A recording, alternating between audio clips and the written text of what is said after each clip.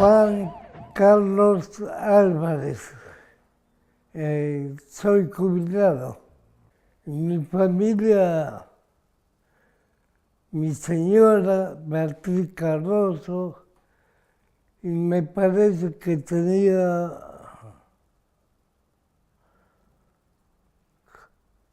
como 10 hijos. Y ese día, como hacía 5 años, el camión de Maliba me dejaba acá sobre Tucumán. Yo me iba a la parroquia que está en Callao y me daba café con leche. Y ese día empezaba el recorrido desde Callao hasta Pasto. Y de Pasto venía hasta Villamonte, volvía. Así, una manera de peine. Hasta que ese día llegué a Pasteur, me puse a hablar con el portero. Más yo lo cargaba porque era un tipo de mal carácter. Y al rato le pregunto, ¿qué horas tenés? Me dice, 10 menos 5. Yo agarro la pala y el escobillón y me voy frente a la AMIA.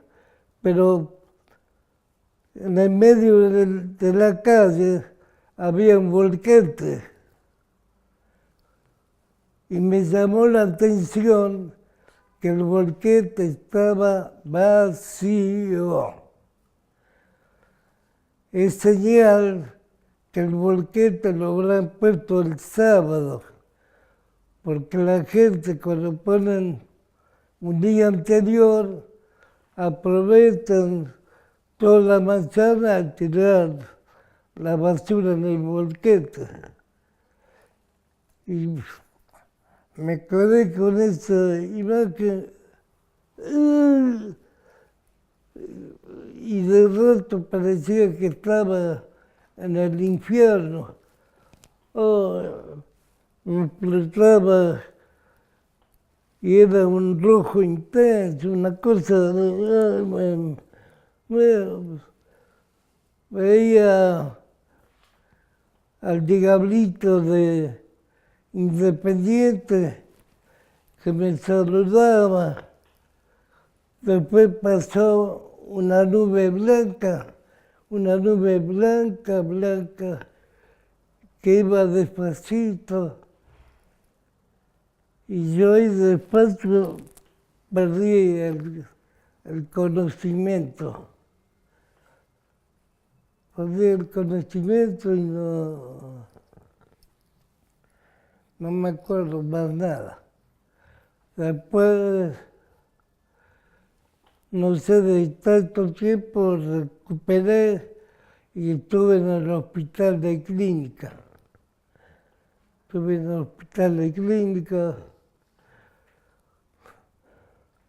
Me mataron con las inyecciones que me ponían a cada rato. Y con el tiempo, ¿sabe qué? Me dio mucha bronca, me dio bronca, que el jefe de la empresa, Maliba, era Macri, el padre de Macri. Y este Macri me manda una carta comprometiéndose a ayudarme en todo lo que pueda. La verdad que quedó en la carta nomás. Y después otro que me dio bronca, el compañero Moyano, que era el jefe de los camioneros. No me puso abogado, nada. Y lo que yo sentí por estos pibes, 10 pibes que tenía, porque jugaban a la pelota en la canchita de San Telmo, ahí en la calle Garay. Jugaban y habían varios que pintaban bien. 3 pibes que lo que pasa es que había que pagar cuando retiraron, aparte la empresa me rebajó el sueldo y todo, entonces que no pudieron jugar más a la pelota. Iban a una escuela a Otto Kraus, dejaron de ir a la escuela y se vino y todo abajo. Y me quedó la bronca de Macri y de Moyano. Y hasta ahora, y el único que me ayudó es que es de la colectividad, Marcelo Sturbis. Lo fui a ver a tribunales, fui a la oficina y le dije que más sabía lo que me pasó y él me consiguió el departamento a donde vivo. Lo único malo que no me dijo que había que pagar el canon. Y yo no sabía lo que era el canon. Y después me consiguió que yo cobre la jubilación. Lo que me acuerdo que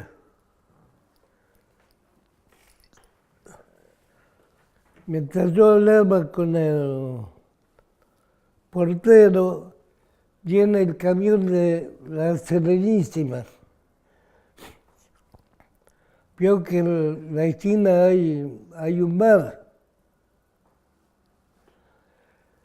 Había un vigilante alto que estaba parado sobre Tucumán y el otro petizo estaba así en el patrullero.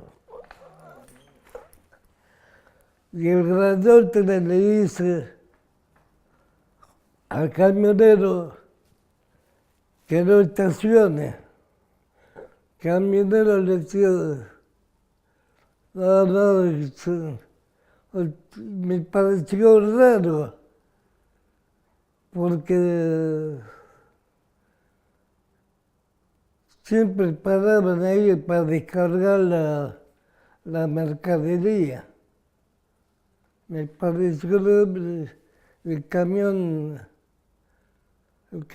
se fue. Y después, un rato antes de la bomba,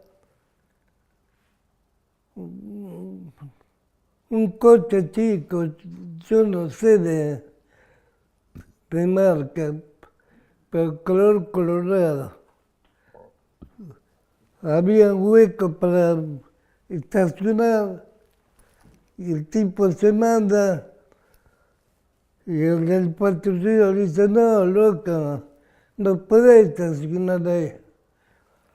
Pero se hacían señas de aquí a ahí. No, el tipo se enojó del coche, se enojó, cerró y se fue. Y después, no, el ruido no sentí ruido.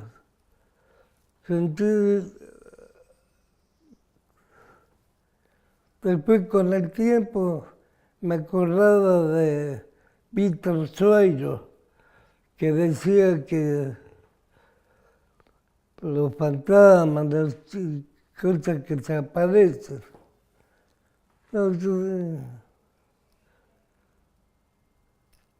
yo no me acuerdo. Y menos mal que ese día me puse botines de cuero, si no me cortaba las dos piernas. Menos mal que tengo una mujer, no será una belleza, pero polenta. Un poco más me limpia la cola, me atiende, me atiende. No sé si ella no estuviera, no sé quién me atendería así. Claro que podía haberme ayudado y se ve que no me ayudó para nada y por desgracia el tiempo me agarró esta enfermedad. Y ahora me estoy rehabilitando. Mi señora, porque ella me cura, yo que sé, me lava la ropa, está constantemente, pero si me fallara, si me muriera esta señora, yo, no sé, ahí exploto, ya no me da ganas de vivir. Y después tengo una hija, que a la hija, cuando se murió mi señora, me dejó con 3 pibes.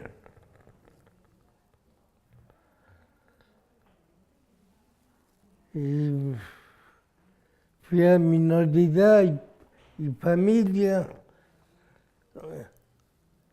y a la nena la pusieron en un patronato como el que tuve yo.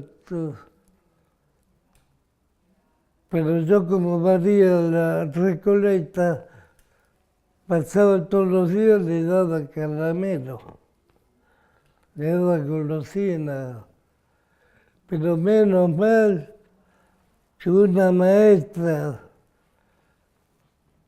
de ahí se encargó, vio la situación. Me veía de ropa de marrinero, que traía caramelo para los chicos, y que yo abrazaba a mi hija. Y la maestra me dice, ¿tiene algún problema que yo cuide de su hija? Digo, no, por favor, si me hiciera ese favor, no será problema. Y eso que la señora tenía 5 hijas. Y con la mía, pues yo a la señora nunca la molesté y le fui a pedir nada, nunca nada. De vez en cuando mi hija me habla por teléfono y me comunica con la señora, pero lo que hizo es sagrado, porque yo sé lo que es la vida en los patronatos de la infancia. que me daba ganas de cortarme.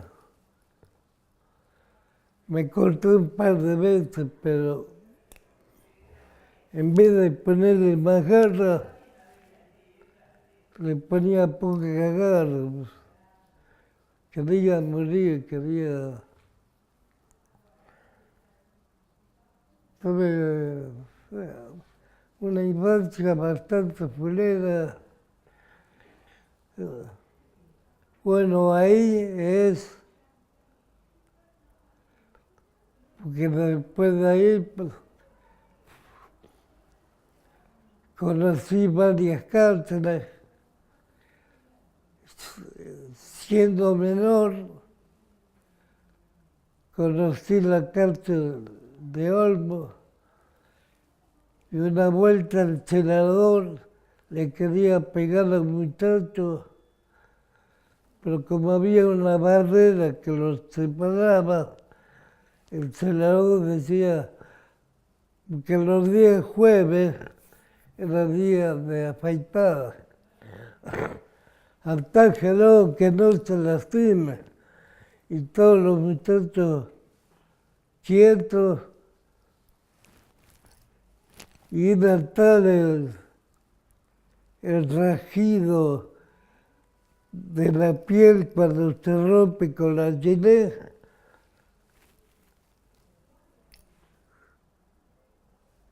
Y de ahí me quedó eso. Y cuando tengo problemas con el caso de la AMIA, ¿verdad? Pero intenté varias veces cortarme. Lo que hay algo como que el espíritu de conservación que uno lleva me prohíbe apretar la gilet. O sea que me corto, pero me falta un poquito para morir. Aparte se me murió una señora antes de la AMIA. A la mujer le agarró una especie de tos, se quedó quieta y yo la tranquilicé, me puse a mirar la tele, después me dormí y cuando me despierto era el mediodía y la señora se despertaba a las 7 a tomar mate. Y yo la despierto y estaba muerta. Y eso pienso todos los días, tener una muerte así, silenciosa. No cortarme porque es doloroso. Y es el destino, porque el destino mío es para sufrir. Yo cuando nací sin padre, sin madre. Ustedes me dejaron en el hospital la casa cuna. Y se ve que cuando era poquito grande me mandaron al patronato de la infancia. Este patronato que está ahí en Balcarce. Y estuve ahí un tiempo. Después me llevaron a otro reformatorio. Después me escapé, anduve por la calle, anduve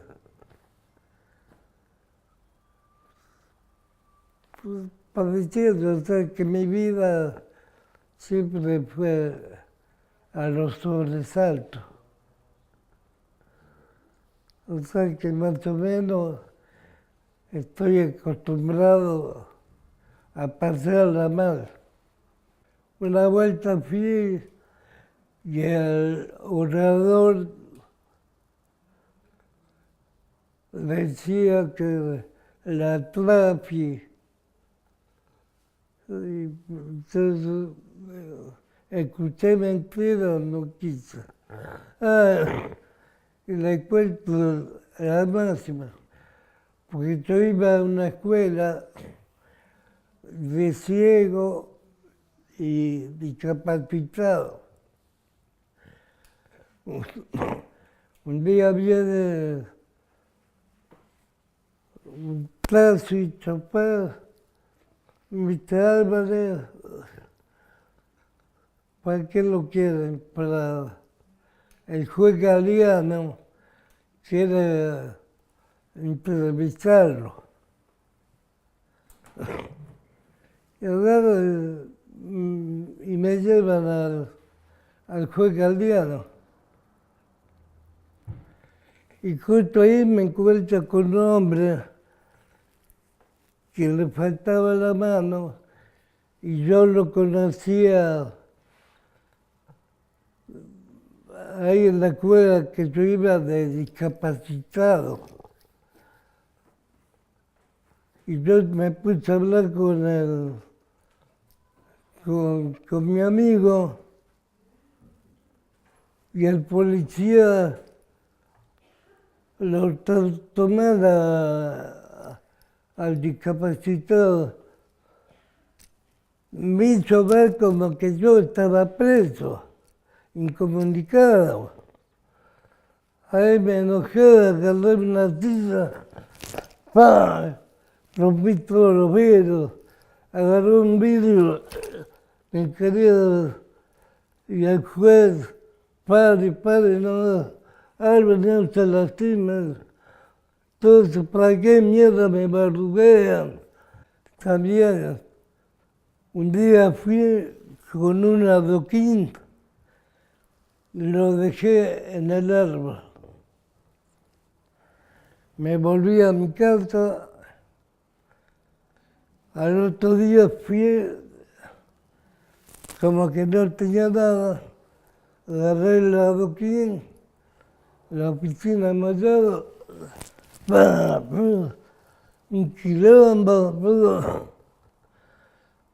que se da de cagón el tipo que vino la policía. Yo no podía correr, sino podía caminar. El policía me quiere llevar a patrullero y Moyano dice, no lo lleven, yo creo que se vaya.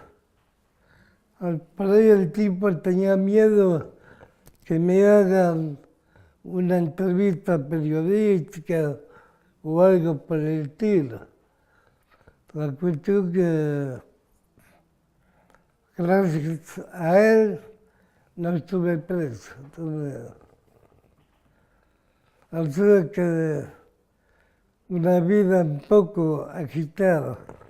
Yo creo que hay un ser supremo, algo, el creador del cielo, la tierra, el creador de todo. Sí, yo creo en él. Mi nombre es Álvarez Gustavo, tengo 29 años, soy hijo de una de las, de las víctimas que tuvo nuestro atentado a la AMIA en el 1994. Y bueno, estoy presente para acompañar a la versión que durante años mi viejo viene relatando incansablemente y pareciera escucharse pocas veces o de pocos. Y realmente me gustaría poder reforzar con las cosas que me fue diciendo y con los datos que fui recopilando también, ¿no? de periodistas como Juan José Salinas y otros que sacaron libros, y también de otras víctimas que en ciertos reportajes o documentales que se hizo contaban y no solo argumentaban, sino que apoyaban a la versión que mi viejo contó y que cuenta, ¿no?, incansablemente. Y en aquel momento del atentado yo tenía 4 años, 6 años tenía, 6 años. Tenía, muy poco sabía del hecho, o sea, no entendía nada. Sin más decirte que cuando fui al hospital por primera vez,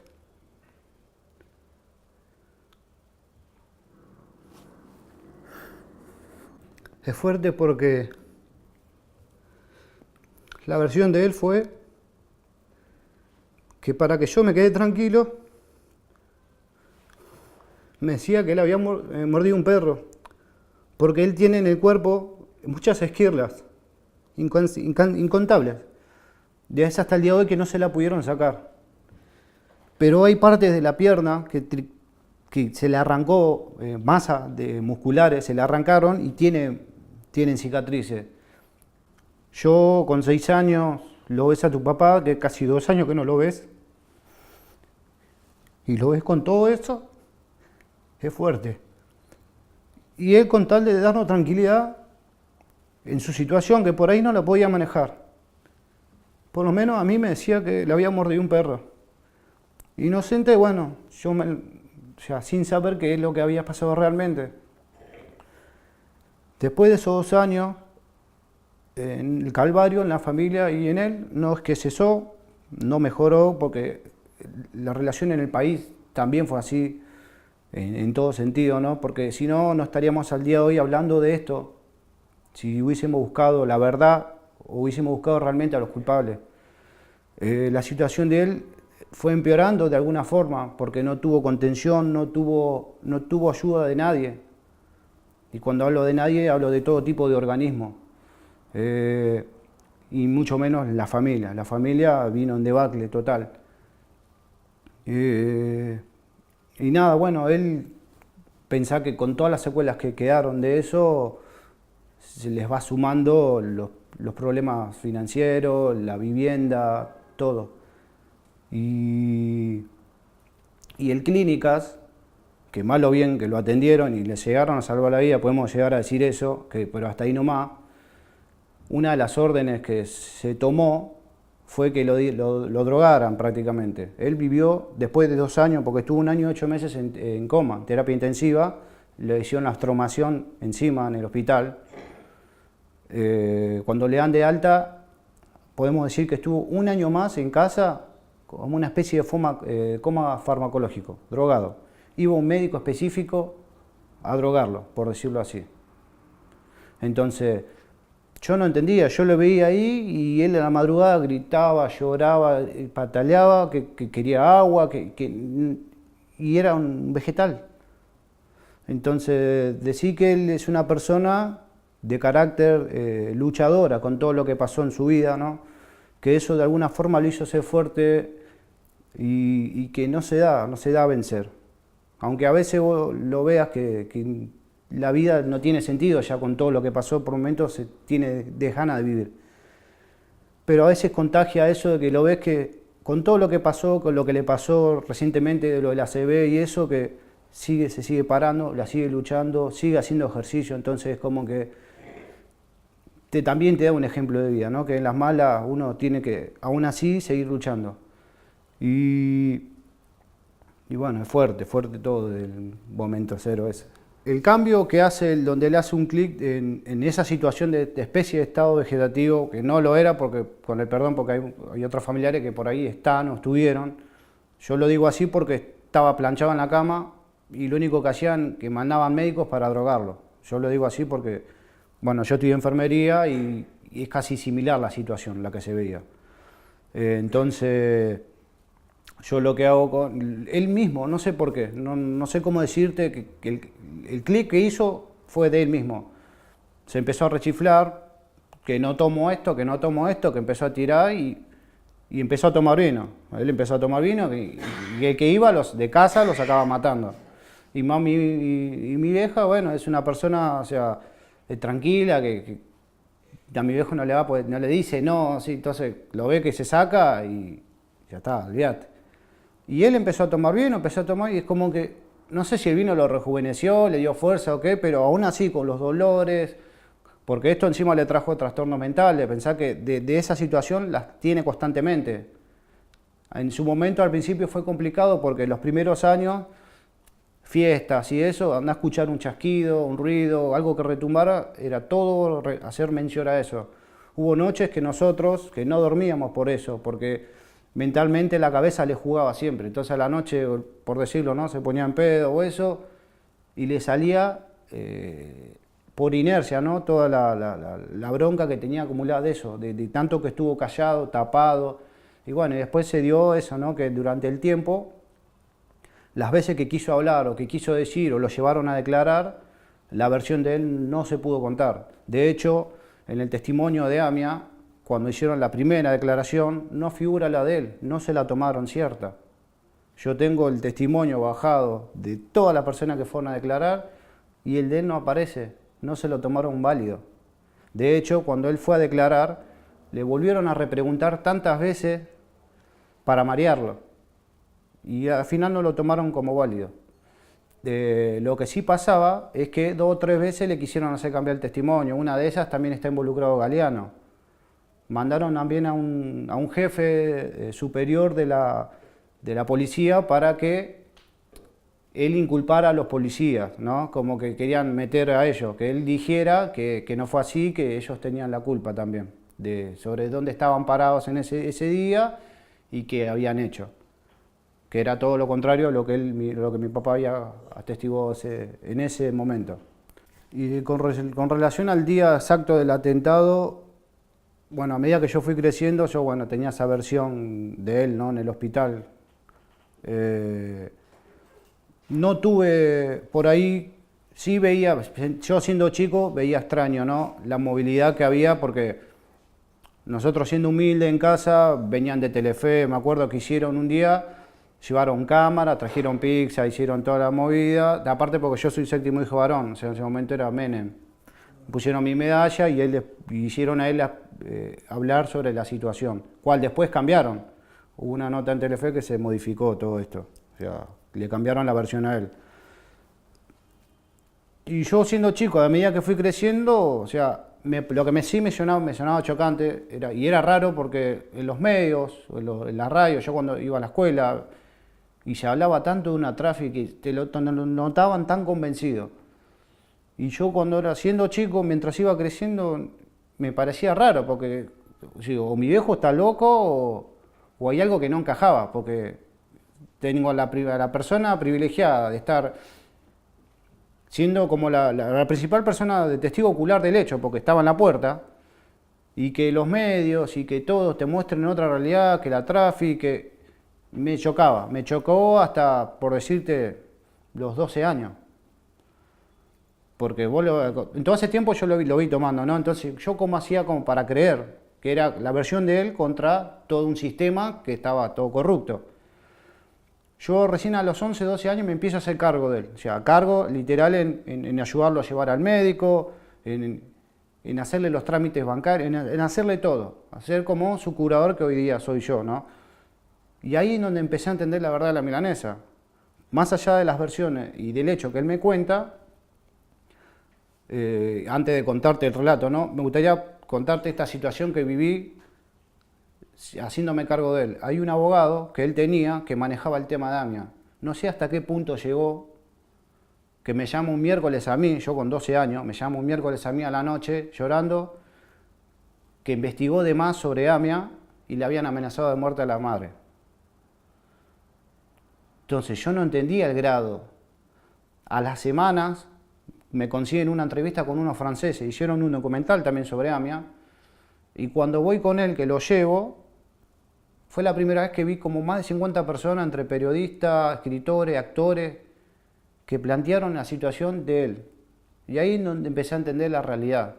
Muchas de esas personas hoy día están tapadas, tienen miedo y hablan de una persecución. Entonces ahí es donde empezás a entender por qué se tapa todo. Porque mucha gente de esto, muchos no hablan, no te dicen del miedo, de la persecución que hay.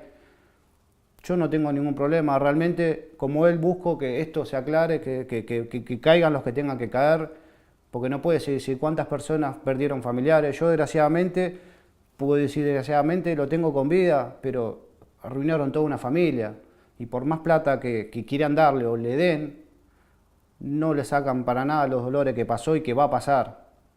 La que pasamos nosotros. A nosotros nos arruinó el futuro de alguna forma, pero bueno, ya está el pasado. Sobre el hecho ese, lo que yo tengo como conocimiento es que ese lunes mi viejo arrancaba la jornada laboral acá sobre Pasteur. En 2 cuadras, cuando él venía, lo primero que hace es, va a una lotería.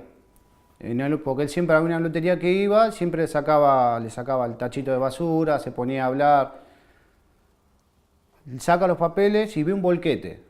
Esto estamos hablando 2 cuadras antes de acá de Amia. Cuando viene, se va acercando, le llamaba que estaba el volquete vacío. Se va acercando y cuando está cruzando la esquina ve el movimiento que había que había un patrullero y estaban los 2 policías, que uno más petizo estaba en el medio, estaba en el coche, y el otro estaba más sobre Tucumán. Cuando él viene, a medida que se va acercando, ve el movimiento que pasa con el coche, que es de ese coche chico, entre naranja y rojo, que tiene una semidiscusión con el policía y que se va, que lo deja. Creo que, no sé si ese era un estudiante, por lo que después se sabe, ¿no?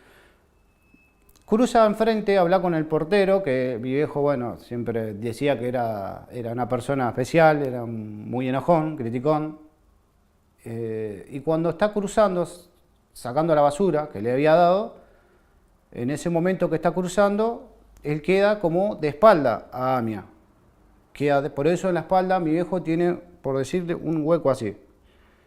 Uno de esos caños que casi lo mata, que lo atraviesa, que no lo llevó a atravesar de suerte, fue el que terminó matando al portero. Le vino de lleno. Mi viejo, cuando está por tirar, haciendo así para tirar al volquete, que también está vacío, y le llama la atención, porque siendo un lunes que el volquete esté vacío, es raro, porque la gente, si lo dejas el sábado o ya el viernes, ya está lleno para el lunes. Entonces lo tenían que haber dejado el domingo. Cuando lo está por tirar, siente un calorcito y se queda como inmóvil. Y en ese momento empieza a ver todo gris, todo como nublado y papelitos. Que esos papelitos, él no sabía de dónde venían. Pensaba que era de la misma basura que había tirado. Y en ese momento siente un olor a amoníaco fuerte. Y ahí es donde con más sensación siente que se prendía fuego, que se le salían los ojos. O sea, fueron cuestión de segundos, pero para él fueron horas, esos segundos. Después lo que se comprobó, bueno, fue que fueron 2 explosiones, no una. La primera fue la que estaba en el volquete, por eso estaba preparado, y la otra es la que estaba adentro. La primera es la que él siente que ve los papelitos y ve todo nublado, y la segunda es la que a él lo eleva, y cuando él cae ya cae arriba de todos los escombros, de todo lo que pasó. Y bueno, después lo lógico, él tuvo en coma 1 año y 8 meses y ahí recientemente, bueno, ve lo que pasó y quedó ahí. Pero después con respecto a caras o personas, no había mucho en la calle. O sea, parecía casi todo armado prácticamente. No había nada, no había tráfico, no había nada. No había movilidad. Recién en la esquina se estaba acercando un taxi, que fue lo único que vio mi viejo. Después del atentado, bueno, mi viejo no volvió a laburar, claramente. La principal secuela a la vista, ¿no?, fue la invalidez que tuvo, y él se movilizaba a través de una muleta. Sí caminaba, pero con ayuda de la muleta. El tema es que, bueno, ya venía con problemas psiquiátricos. Las cicatrices y el acortamiento de músculos, de partes musculares, le impedían ejercer o hacer alguna movilidad con respecto al laboral. Igual, como dije, destaco la personalidad de él, ¿no? Porque aún así y todo, es una persona que se movilizaba sola, no es una persona que se quedaba y era dependiente de que esperaba que le den las cosas. No, él las iba a buscar solo. De hecho, él empezó a hacer rehabilitación a una escuela, iba hasta Ramsay.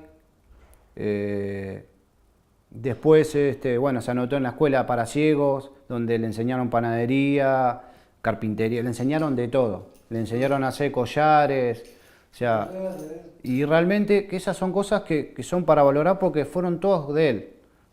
Con este tema de AMIA trató de hacer hasta lo imposible, de hablar, de ir y venir, pero nunca tuvo un buen logro, un buen término, por decirlo. A lo largo de eso, trató de hacer algo útil de no quedarse. Hace 2 años, bueno, lamentablemente le agarró una ACV y termina de completar toda la situación, ¿no?, física de él, pero lo que es laburo, ya desde ese momento nada. Con respecto a la familia, es una situación complicada porque el único que laburaban, en realidad somos 11 hermanos, en casa en ese momento éramos 9, casi todos de los 9, 7 éramos chicos. Él laburaba y no te digo que éramos ricos porque no nos sobraba nada tampoco, no nos faltaba nada. Teníamos 2 heladeras, imagínate, como para que te des una idea, la situación. Con lo que le pasa a él cambia rotundamente toda la familia. Muchos de los que estudiábamos, yo en ese momento, bueno, estaba en primaria, mucho no podía hacer, pero los pocos grandes que había tuvieron que dejar de estudiar. También hacíamos deporte, como él también comentó, bueno, se tuvo que cortar en muchos casos que tenían futuro, pero eso había que pagarlo. Y bueno, después con el crecimiento, yo por propia experiencia, a medida que esto fue pasando y la necesidad urgía, yo cuidé coche, o sea, hice de todo también como para aportar a la casa, desde mi punto de vista. Hasta que también empecé a estudiar, pero empecé a estudiar a la noche como para poder trabajar en el día y también aportar, ayudar a mi mamá, porque bueno, mi mamá es una persona que viene de afuera, de provincia, mucho contacto acá no tenía, no tiene diálogo, no sabe cómo por ahí expresarse o plantear con alguien que le pueda dar una mano. Y como también dice mi viejo, que se sintió aislado con respecto al tema de Moyano, ¿no? Porque siendo tanto que habla de compañeros, el cuerpo delegado de Camioneros no apoyó en ningún momento, no ayudó, de hecho no mandó ni abogados como para ver la situación que él estaba pasando, sino que lo abandonaron. Y bueno, mi vieja sola con todos los críos, mi viejo internado, empezó a limpiar, a buscar plata por nada, por lo que podía, y bueno, o sea, eran todos los chicos corriendo de acá para allá, tratando de ver si... Muchos dejaron de estudiar, eso fue lo peor que hicieron, retomaron años después, pero ya prácticamente te cambia la cabeza, la necesidad. Por suerte no salimos a robar, que lo digo así porque lamentablemente no nos enseñaron eso, mal o bien de la necesidad pudimos buscar o rebuscarnos de alguna forma. O sea, como te digo, yo en su momento cuando era más chico empecé cuidando coches y así fui creciendo, después empecé como delivery, en un lavadero, hice varias cosas que me fue llevando a experimentarme, a conocer y también abrir la cabeza, ¿no? Y bueno, hasta buscar algún punto en el cual podamos estar todos cómodos y tratar de dar una mano a la familia en sí. Con mi viejo hoy creo que debe ser mi contrapunto en mi existencia, porque ya desde chico que yo nací, que de hecho tuve una situación que por ahí me daban en adopción con los que eran mis padrinos, que supuestamente se deslizaba en que si yo me lloraba, te lo resumo así, o sea, se deslizó en una visita, porque yo de lunes a viernes me quedaba con mi familia y los viernes y sábados me llevaban con una familia sustituta que también hacían de padrinos míos. Era tan diferente o sea, se notaba la diferencia. Yo a medida que yo los vi a ellos hasta los 8 años. Había una diferencia no solo en educación, sino en dinero. O sea, y no porque sea la plata, sino por las formas. O sea, yo iba allá y comía de una forma, me vestían de otra forma, me trataban de otra forma. Llegaba a casa, éramos 7 hermanos, que íbamos a pensar que íbamos con necesidades. el trato y hasta que no sé si fue por juez o qué, que se determinó que yo determiné quedándome con ellos, que claramente era mi familia, no me quería de ningún lado. Y con mi viejo siempre tuve esa química en el sentido de que siempre la aprecié por demostrar eso, ¿no? De ser una persona valiente a pesar de la necesidad, de la urgencia y de lo malo. Aunque a veces no te lo diga y no te lo haga saber, ¿no? Porque si vos lo ves que se pone en pedo o se quiere matar, y vos dale, dejate hinchar la bola, viejo, o sea, boludo, no, que... Pero después a los 2 o 3 días lo ves haciendo ejercicio en su situación, entonces sí, me está cargando. Por eso, de los 11 hermanos, yo totalmente, libremente, sin que él me diga, me hice responsable ya de los 12 de él.